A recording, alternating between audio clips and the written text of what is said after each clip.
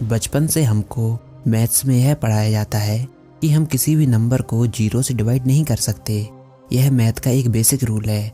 लेकिन क्या कभी आप लोगों ने सोचा कि हम किसी भी चीज़ को 0 से डिवाइड क्यों नहीं कर सकते? पुरानी सभ्यताएं जैसे कि ग्रीक्स, रोमन्स, यह लोग 0 को एक ऐसी क्वांटिटी के रूप में देखते थे जो कि किसी भी चीज़ के ना होने को दर्शाती है, यानी कि 0 का मतलब है कुछ भी नहीं।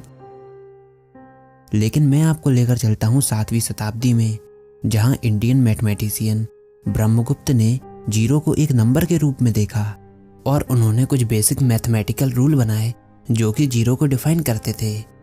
जैसे कि अगर आप 1 में 0 को ऐड करेंगे तो आंसर 1 ही होगा।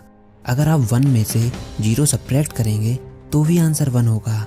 लेकिन अगर आप 0 का मल्टीप्लिकेशन किसी भी नंबर से करते हैं तो उसका आंसर 0 ही होता है। लेकिन अगर किसी भी नंबर को 0 से डिवाइड कर दिया जाए तो उसके आंसर के बारे में ब्रह्मगुप्त को कोई भी आइडिया नहीं था। उन्होंने ऐसा सोचा कि किसी भी नंबर को 0 से डिवाइड करने पर उसका आंसर 0 ही होगा। यह सब ब्रह्मगुप्त का कहना था। लेकिन करीब 500 साल बाद यानी कि 12वीं शताब्दी में इंडियन मैथमेटिशियन भास्कर सेकंड ने हमको यह बताया कि 1 को 0 से डिवाइड करने पर आंसर इनफाइनाइट आएगा, ना कि 0। ऐसा उन्होंने इसलिए कहा क्योंकि 1 को इनफाइनाइट पीसेस में डिवाइड किया जा सकता है जिनका साइज लगभग 0 के बराबर ही होगा। लेकिन उनका यह लॉजिक बड़े नंबर्स के लिए फेल हो गया। जैसे कि अगर 5 को 0 से डिवाइड किया जाए या फिर 10 को 0 से डिवाइड किया जाए तो आंसर क्या होगा। उनका यह लॉजिक बड़े नंबर्स के डिवीजन को एक्सप्लेन नहीं कर पाया। लेकिन आज हमको इसका जवाब पता है कि किसी भी नंबर को 0 से डिवाइड करने पर उसका आंसर अनडिफाइन आता है, यानी कि ऐसा आंसर आता है जिसका कोई सेंस नहीं बनता। जैसे अगर हम मान लें कि हमारे पास 10 पेन हैं और हमको 10 पेन को 5 लोगों में डिवाइड करना है, तो हम सिंपली 10 को 5 से डिवाइड कर देंगे तो हर एक पर्सन को 2-2 पेन मिल जाएंगे। अगर हमको इन्हीं 10 पेन को 2 लोगों में डिवाइड करना है तो हम 10 को 2 से डिवाइड कर देंगे तो हर एक पर्सन को 5-5 पेन मिल जाएंगे। लेकिन अगर हमको इन 10 पेन को 0 लोगों में डिवाइड करना है तब हमारा आंसर क्या होगा। तो अब आप कहेंगे जब यहाँ पर कोई है ही नहीं तो हम इन पेन्स को किस में डिवाइड करेंगे, यानी कि इस केस में आंसर का कोई सेंस ही नहीं बनता। इस केस में हमारा आंसर अनडिफाइन होगा, यानी कि हम कुछ कह नहीं सकते। चलिए, लेकिन फिर भी हम सोचते हैं कि अगर किसी भी नंबर को 0 से डिवाइड कर दिया जाए तो आंसर क्या हो सकता है। जैसे अगर हम 10 को 0 से डिवाइड कर दें तो आंसर क्या होगा। इसके लिए सबसे पहले हम 10 को 5 से डिवाइड करते हैं तो आंसर 2 आता है। हम 10 को 2 से डिवाइड करते हैं तो आंसर 5 आता है। 10 को 1 से डिवाइड करते हैं तो आंसर 10 ही आता है। हम 10 को 1/2 से डिवाइड करते हैं तो आंसर 20 आता है। हम 10 को 1/4 से डिवाइड करते हैं तो आंसर 40 आता है। इसका मतलब अगर हम किसी नंबर को छोटे नंबर से डिवाइड करते जाएं तो हमको उसका आंसर उतना ही बड़ा नंबर मिलता है। तो हम ऐसा अज्यूम कर सकते हैं कि अगर हम किसी भी नंबर को 0 से डिवाइड कर दें तो हमारा आंसर इन्फिनिटी की तरफ अप्रोच करेगा। इसके लिए हम कई बार लिमिट्स का भी यूज़ करते हैं। इसका मतलब हम यह कह सकते हैं कि 10 डिवाइडेड बाई 0 इन्फिनिटी होगा।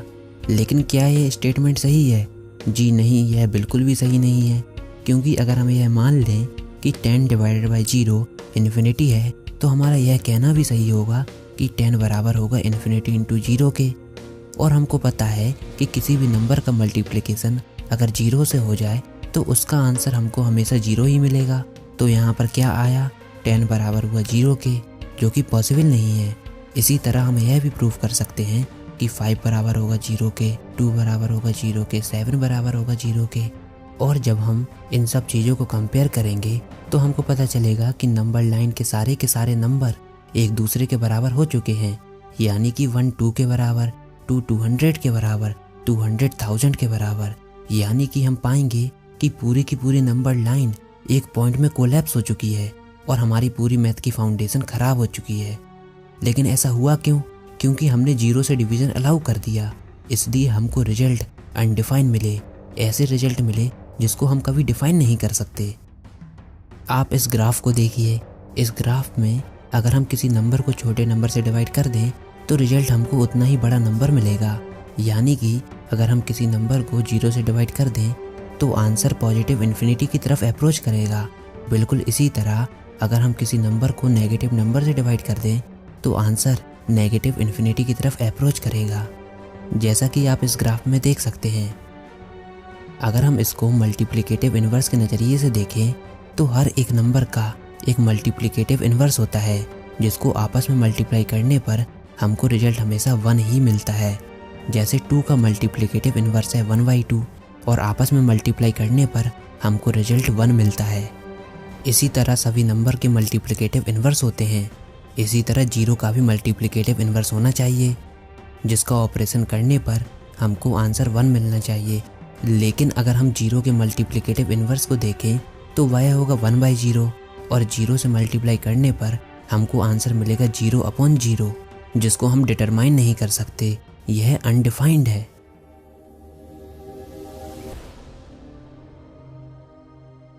चलिए हम इसको थोड़ा प्रैक्टिकली प्रूफ करते हैं। हम यह प्रूफ करेंगे कि 1 बराबर है 2 के। इसके लिए सबसे पहले हम यह अज्यूम करेंगे कि x = y है।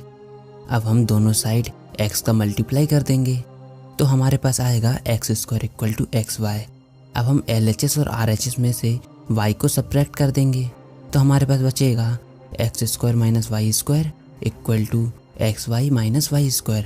अब हम LHS में x² - y² का फॉर्मूला लगाएंगे जो कि होता है x + y × x - y, और RHS में से हम y को कॉमन ले लेंगे तो हमारे पास इक्वेशन आएगी x + y x - y = y × x - y।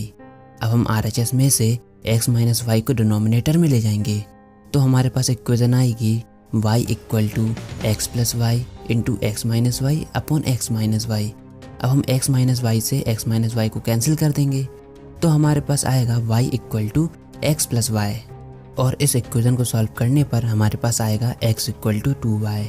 और पहले हमने अज्यूम किया था कि x बराबर है y के, तो x = 2x हो जाएगा और x से x को हम कैंसिल कर देंगे तो हमारे पास आएगा 1 = 2। यहाँ पर हमने यह प्रूफ कर दिया कि 1 बराबर है 2 के। अब आप लोग कहेंगे यह कैसे पॉसिबल है, हमारी कैलकुलेशन में कहाँ गलती हुई है? तो गलती हुई है ये वाले स्टेप में, x - y के स्टेप में, क्योंकि हमने अज्यूम किया था कि x बराबर है y के, और अगर हम y की जगह x पुट कर दें तो हमारे पास आएगा 0। यानी कि हमने जाने अनजाने में 0 से डिवीज़न अलाउ कर दिया है, जिसकी वजह से हमारी पूरी कैलकुलेशन में एरर आ गया है और 1 2 के बराबर प्रूफ हो गया है। तो देखिए, केवल एक बार 0 से डिवीज़न अलाउ करने पर हमने यह प्रूफ कर दिया कि 1 बराबर है 2 के। हमको कितना अजीब रिजल्ट देखने को मिला। इसलिए हम कभी भी 0 से डिवीज़न अलाउ नहीं करते। यानी कि अगर हम मैथ्स में केवल एक बार 0 से डिवीज़न अलाउ कर दें तो पूरे के पूरे मैथ्स के रूल बेकार हो जाते हैं।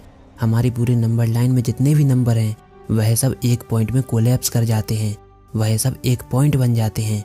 हम कुछ भी कर सकते हैं, हम किसी भी चीज़ को प्रूफ कर सकते हैं। मैथ्स का पूरा लॉजिक ही खत्म हो जाता है, नंबर लाइन का कोई एग्जिस्टेंस नहीं रहता, और जो हमको रिजल्ट मिलते हैं वह बिल्कुल बेकार रिजल्ट होते हैं जो कि हमारे किसी भी काम के नहीं होते।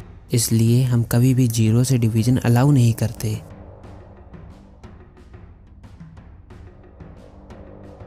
तो अगली बार अगर आपसे किसी ने पूछा कि किसी भी नंबर को 0 से डिवाइड करने पर क्या आंसर होगा, तो आप यह कह सकते हैं कि आंसर वैसा ही होगा जैसे एक हाथ से बजाई गई ताली की आवाज़, या फिर हमारा ब्रह्मांड किस चीज़ में फैल रहा है। यानी कि हमको ऐसे आंसर मिलेंगे जिनका कोई सेंस नहीं बनता, जिसमें कोई इन्फॉर्मेशन नहीं होती। तो आई होप आपको यह ज़रूर समझ में आया होगा कि 0 से डिवीज़न क्यों अलाउ नहीं है। अगर ऐसा है तो इस वीडियो को लाइक कीजिए, अपने दोस्तों के साथ शेयर कीजिए, और आपको ये वीडियो कैसी लगी कमेंट बॉक्स में लिखकर ज़रूर बताइए। और अगर आपने हमारा चैनल अभी तक सब्सक्राइब नहीं किया तो इसको सब्सक्राइब कर लीजिए ताकि आगे आने वाली कोई भी वीडियो आपसे मिस ना हो पाए।